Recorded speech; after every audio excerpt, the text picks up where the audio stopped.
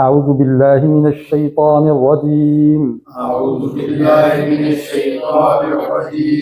बिस्मिल्लाहिर रहमानिर रहीम।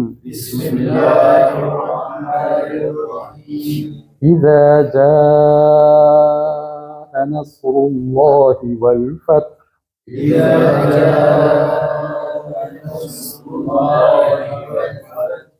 फतह। जब वक्फ करेंगे तो गले से ठंडी सी हवा निकलेगी। फतह फतह वल फतह वरअयतन नास यदखुलून फी दीनिल्लाहि अफ़वाजा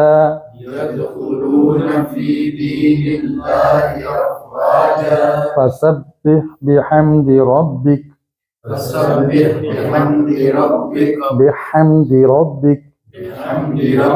वस्तगफिर। जब हम फिर कहेंगे तो सीने पे चोट लगेगी और धमक पैदा होगी। अगर हम नहीं पैदा करेंगे तो गोया हा को हम खत्म कर रहे हैं। हा को पढ़ना है वस्तगफिर इन्नहु कान तव्वाबा। और अगर एक सांस में यहाँ तक आना हो तो फिर हम पेश को पढ़ेंगे। जीम का मतलब है यहाँ जायज़ है, वक्त करना जायज़ है, करना चाहें तो आप कर सकते हैं।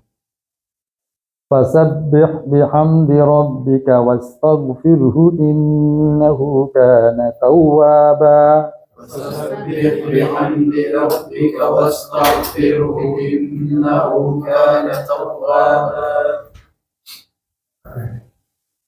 अब हम लेंगे कि इस लाइन में मोटे हरूफ कौन कौन से हैं जिनकी आवाज़ मोटी होती है। जी,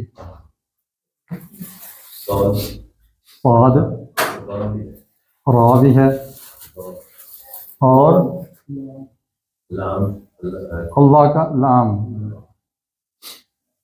ठीक है, नहीं, ये खुश ये जुम्मा है मोटे हरूफ का। खुश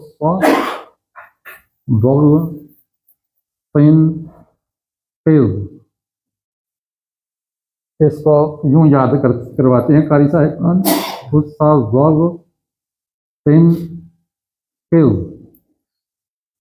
ये 1 2 3 4 5 6 7 हरूफ हमेशा मोटे होते हैं। उनमें ये नहीं है दाल। ठीक है, रा ऐसा हर्फ है जो कभी मोटा होता है और कभी बारीक। इसी तरह लाम कभी मोटा कभी बारीक।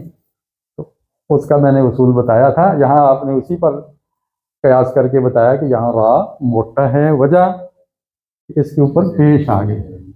रा पर जेर हो तो फिर बारीक होता है, पेश या जबर हो तो मोटा होता है। इस लाइन में देखिए मोटे रूप कौन से हैं। रा, इसमें भी रा मोटा हो गया और हा मोटा हर्फ है। इसमें देखिए लफ्ज़ अल्लाह का लाम मोटा होगा नहीं, क्यों बोला? जेर आ गया। फी दीनिल्ला, निल्ला यूं पढ़ेंगे, निल्ला मोटा नहीं करेंगे इसको। इसमें देखिए जी रो, रा इसके अंदर आ गया, मोटा हर्फ है। क्यों क्यों मोटा है? और रा के ऊपर जबर है, रा के ऊपर जबर है, ये मोटा होगा। और कोई वाइन, ये देखें हरूफ मुस्तालिया इसे कहते हैं, हरूफ मुस्तालिया। ये आली से बना है, आला से, इसमें उलूब है, बुलंदी है। तो इसमें ये रा मोटी होगी या बारीक? वजह पीछे जेर आ गई, यानी रा के नीचे जेर आए या रा के पीछे जेर आए तो फिर बारीक होगी।